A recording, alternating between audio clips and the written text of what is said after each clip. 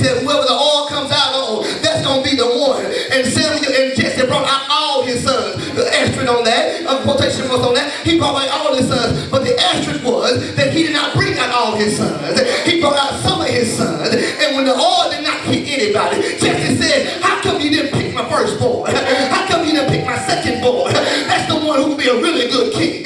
He knows what he's doing. He's a mighty warrior. And all of a sudden Jesse says, and all of a sudden Samuel says, do you got any more sons? He said, I got one more child. He's out there with the sheep. I try to keep him hidden. I don't bring him out.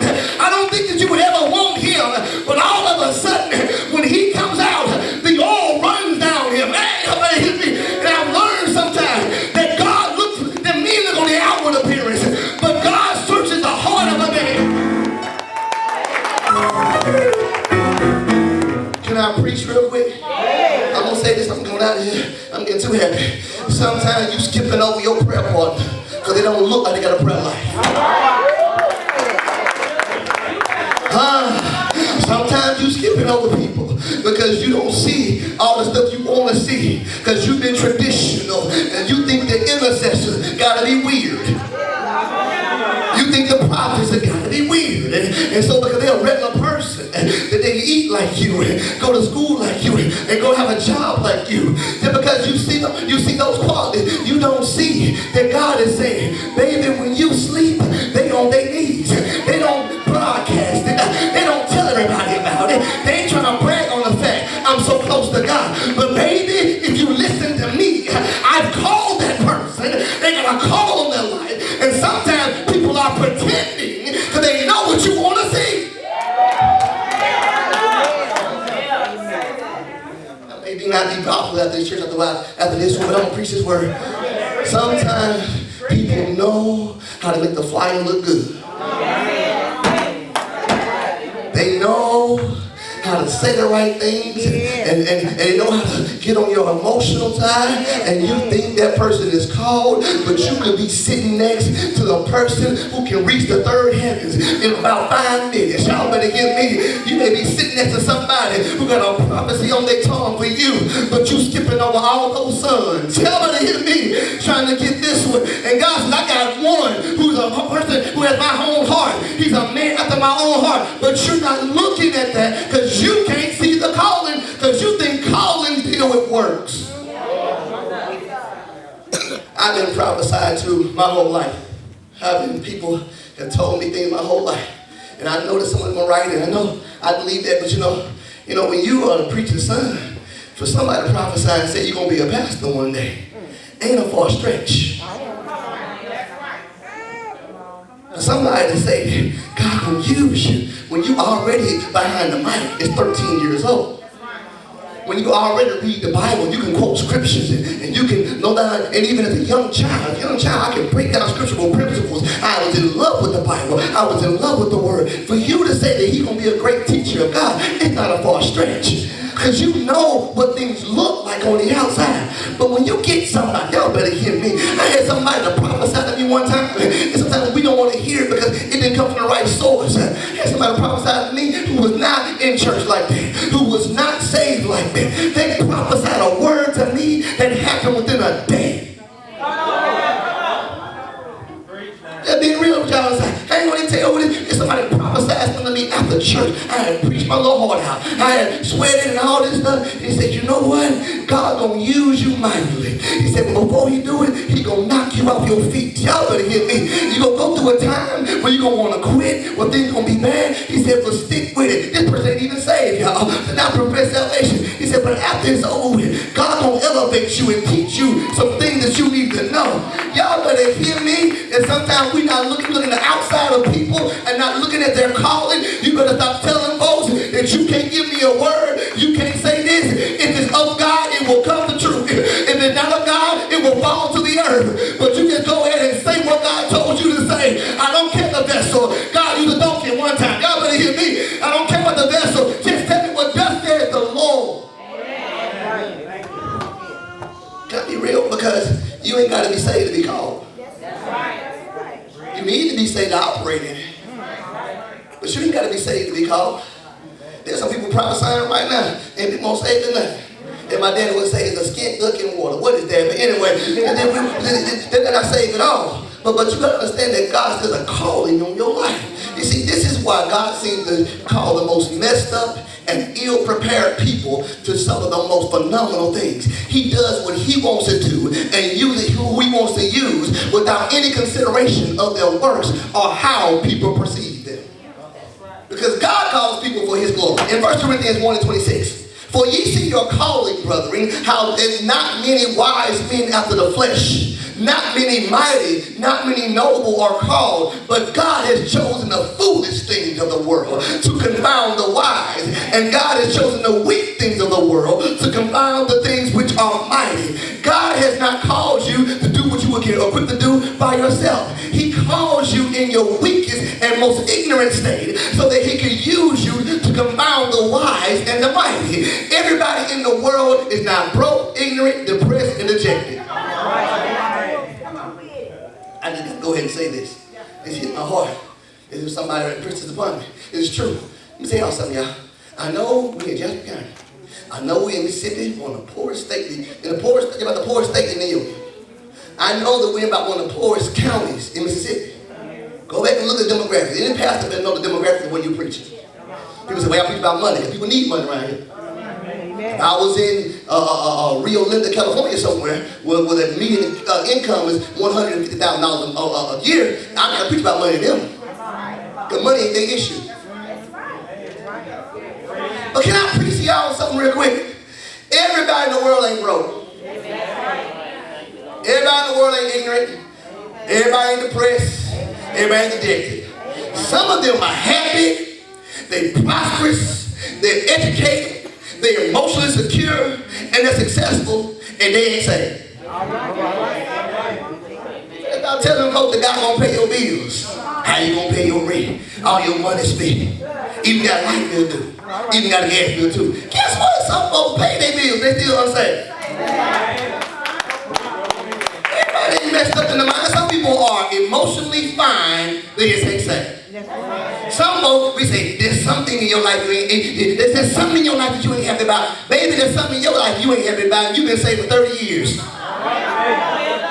So tell me the difference between both of y'all. Got me real? So my question is, if all your God can do is win the broke, the ignorant, the depressed, and the dejected, how you gonna win those that are unsaved but are wise and mighty? You see, it takes a calling. Somebody said it takes a calling. See, a calling from God confounds, it confuses and astonishes the most successful sinner. Y'all better hear me. The most successful sinner can look at your life and like, what kind of God do you serve? You shouldn't have that. You shouldn't be thinking this way, because it confuses them, because even though they are successful, they know there's something on you that I want. Y'all better hear me. It is your calling that confuses those that are smarter and more powerful. Why? They don't understand how God can use somebody like you to do what you do. Let's go back to the word, because verse 28 says, he uses the base things of the world and the things which are despised has God chosen, yea, and things which are not, to bring to naught things that are, that no flesh, somebody say no flesh, should glory in his presence. The calling of God was extended to us, those that were the most undeserving, to do his will. Why? When you know that you didn't deserve the calling, you don't dare make it about you. I'm going to preach this thing. Because y'all think, we talk about people who are puffed up. We talk about people who are above themselves. They make it about you. No, baby. Sometimes people who are down and depressed and they think they got a calling, they make it about them too. Whenever I go through, it's all about me. Poor me. Nobody knows the trouble I see. Y'all better hear me. We make it about us, so we're not thinking about the fact that the calling was never about you. When you know that you were ignorant and you were weak and one of the base things of the world, you don't try to share God's glory. You understand that God could have called anybody in the world, because there was nothing special about you, but he called you anyway. And when you realize that you were called for his glory and his glory alone, and that nothing that you did brought it into your life, then you don't dare glory in his presence. You glorify him in the presence of the world. This is where we got to hear the church. Because when we make it about us, we are angering God. We make it about us. And Lord, they can't stay in me. I'm just trying to do your will. And people are coming against me all the time. You're making it about you. Lord, I'm just trying to seek the face of God. And this sister over here, she got a demon inside of her. She got a witchcraft spirit inside of her. You're making it about you. Y'all better hear me. Because I never heard Jesus feel sorry for himself. Jesus was always saying, not my will, but let your will be done. Oh, he got depressed sometimes. He got down sometimes. But the end of his prayer was not God take care of them. God go get them. The end of his prayer was not my will, but let your will be done. Because it's not about me, it's about you. Am I being real in this house? Because your calling, my last point, I'm not here. Your calling has purpose and grace assigned to it.